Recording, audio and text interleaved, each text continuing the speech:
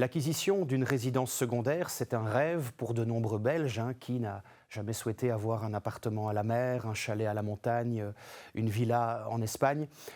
Tout ça, c'est très chouette, mais au-delà du coup de cœur, en Belgique, il y a évidemment un certain nombre de conséquences fiscales qui s'attachent à la détention d'une résidence secondaire. Alors je vous propose d'analyser tout cela ensemble rapidement à travers les différentes étapes du projet immobilier. La résidence secondaire, c'est tout d'abord une acquisition. Au moment de l'acquisition, il n'y a aucun avantage fiscal particulier, ce qui signifie que, sous l'angle des droits d'enregistrement, donc l'impôt d'acquisition, vous supporterez sur la valeur vénale du bien les droits d'enregistrement qui s'élèvent à 12,5% en région bruxelloise et en région wallonne et 12% en région flamande. Pas d'avantage fiscaux donc à ce stade. J'attire votre attention également sur le fait que si vous financez cette résidence secondaire au moyen d'un crédit, il n'y a plus désormais de déduction fiscale relative aux intérêts d'un crédit hypothécaire. C'est une petite nouveauté, un petit cadeau fiscal depuis 2026.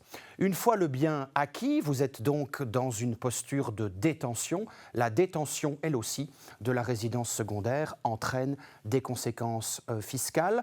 Le traitement fiscal de la résidence secondaire varie selon l'affectation que vous réservez au bien.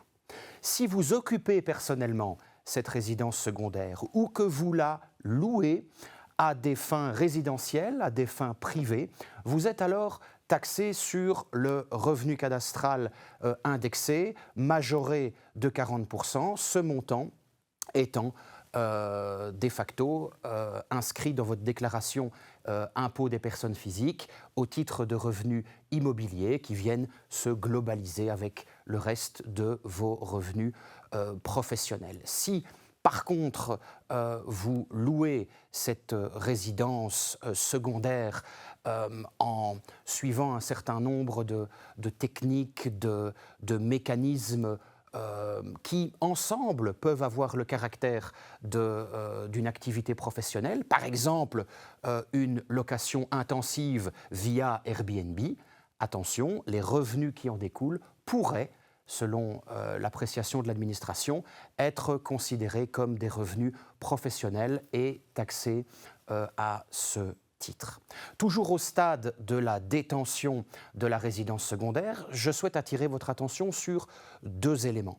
Le premier, c'est l'importance des taxes dites locales, communales, voire provinciales, taxes communales qui frappent les secondes résidences et qui, en fonction des localités, peuvent osciller parfois entre 500 et 1000 euros par an. C'est une taxe que le propriétaire de la résidence secondaire doit prendre en considération. Le deuxième élément sur lequel je souhaite attirer votre attention, c'est l'évolution récente du traitement fiscal des résidences secondaires situées à l'étranger.